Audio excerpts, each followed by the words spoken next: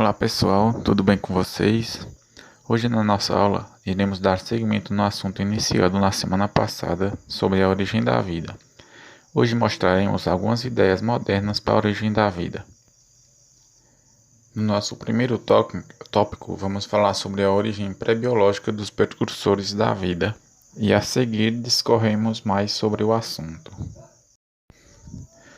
Bom, com o descrédito da teoria da geração espontânea e a consolidação da teoria da biogênese, uma nova questão sobressaiu. Só para relembrar um pouco sobre o que é abiogênese e biogênese, a teoria da abiogênese é a que propõe que a vida surgiu da matéria bruta, ou seja, de um ser não vivo, um ser inanimado, e a biogênese é a que propõe que a vida surgiu de um ser vivo, ou a partir de uma vida pré-existente. Seguindo, podemos ver as questões que sobressaíram com o descrédito da abiogênese. Se os seres vivos não provêm da matéria inanimada, mas apenas por produção de outros seres vivos, como eles surgiram na Terra pela primeira vez? A segunda é: de onde teriam vindo as moléculas orgânicas que originaram os primeiros seres vivos? Para vocês, quais seriam as respostas? O que vocês teriam a dizer sobre essas duas questões propostas?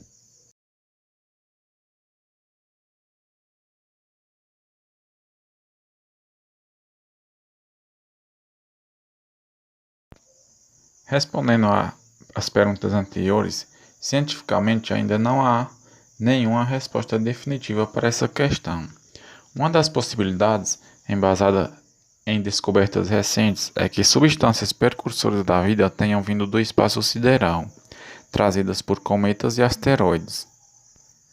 Em estudos recentes sobre isso, foram encontradas moléculas em rocha espacial que têm características em comum com a vida terrestre. Por isso, uma das hipóteses sobre o surgimento da vida é que elas tenham vindo do espaço.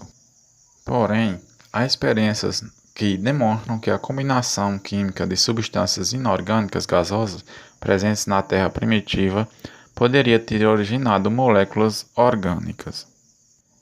Para provar que a combinação química de substâncias inorgânicas poderia ter originado moléculas orgânicas, surgiu a primeira experiência nessa direção, que foi idealizada pelo químico estadunidense Stanley Lloyd Miller, e estabeleceu as bases experimentais da evolução molecular na origem da vida.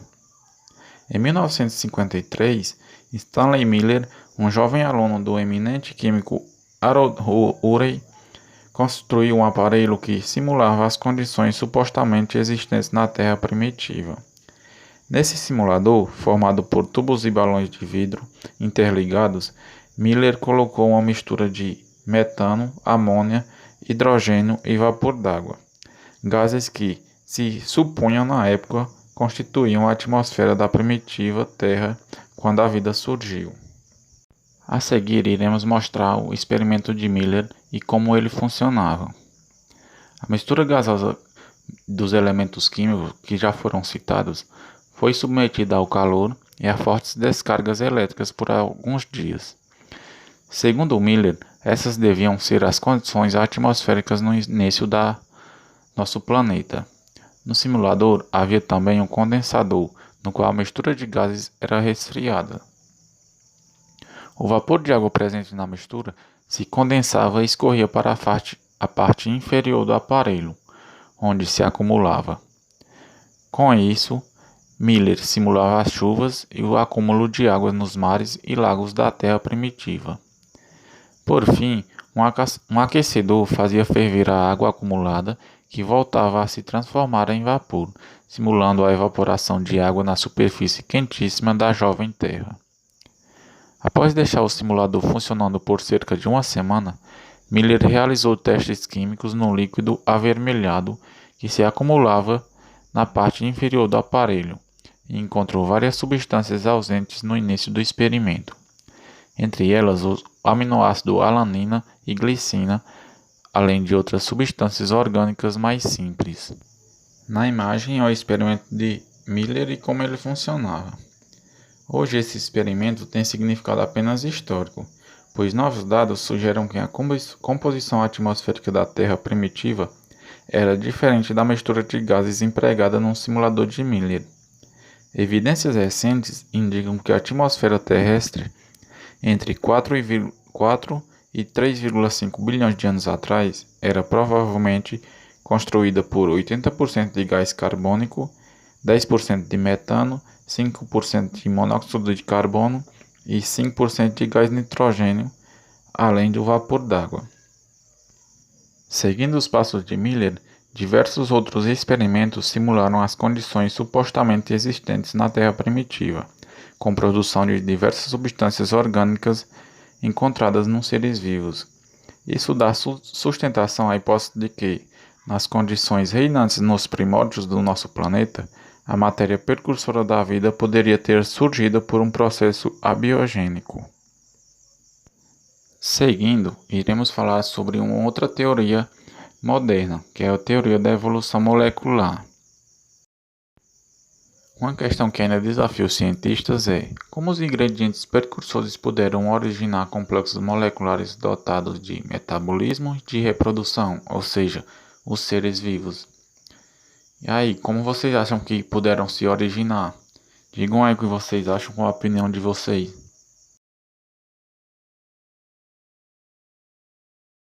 Bom, respondendo à questão anterior, atualmente a maioria dos cientistas defende a ideia de que a vida surgiu por um longo processo de evolução molecular, em que, inicialmente, compostos inorgânicos presentes na Terra primitiva reagiram entre si, originando moléculas orgânicas como aminoácidos, pequenos açúcares, bases nitrogenadas, ácidos graxos e etc. Na sequência, ao encontrar condições adequadas, essas primeiras moléculas orgânicas teriam se recombinado de várias maneiras, produzindo moléculas mais complexas como proteínas, lipídios e ácidos nucleicos. Finalmente, essas moléculas orgânicas teriam originado estruturas capazes de controlar suas próprias reações químicas e de se autoduplicar.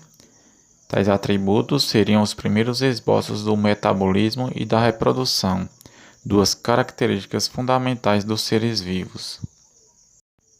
Porém, ainda há cientistas, no entanto, que defendem a ideia de que a vida surgiu pela colonização do planeta por substâncias precursoras de vida, ou mesmo seres vivos provenientes de outros locais do cosmos. Essa é a base da hipótese de panspermia, que voltou a ganhar força nos últimos anos com a descoberta de substâncias orgânicas em meteoritos, asteroides e cometas. Só para relembrar, a panspermia diz que as substâncias que contribuíram para a formação das primeiras formas de vida na Terra podem ter chegado ao planeta através de cometas e meteoros, como já foi dito, e não terem sido formadas aqui. Na imagem, apoiando a hipótese da panspermia, uma astrobióloga coleta amostras no Lago Mono. Nesse lago, foram encontrados micro-organismos vivendo em condições até então consideradas impróprias para a existência da vida. Essa descoberta sugere a existência da vida em outros lugares do cosmos. Seguindo, os estudos da origem da vida ainda enfrentam grande dificuldade. A falta de vestígios dos primeiros seres vivos, quase totalmente destruídos pelas drásticas transformações ocorridas na crosta terrestre nos primeiros milhões de anos de sua existência. Já foram encontrados vestígios de atividade biológica em rochas datadas de 2,7 bilhões de anos, provavelmente deixados por ancestrais de cianobactérias. Acredita-se, entretanto, que a vida na Terra teve início muito antes, há aproximadamente 3,5 bilhões de anos, embora não existam evidências fósseis disso, devido a grandes transformações, como já foi dito. Na imagem é um fóssil de um trilobita encontrado há milhões de anos atrás. Então é isso, pessoal. Obrigado a todos e até breve.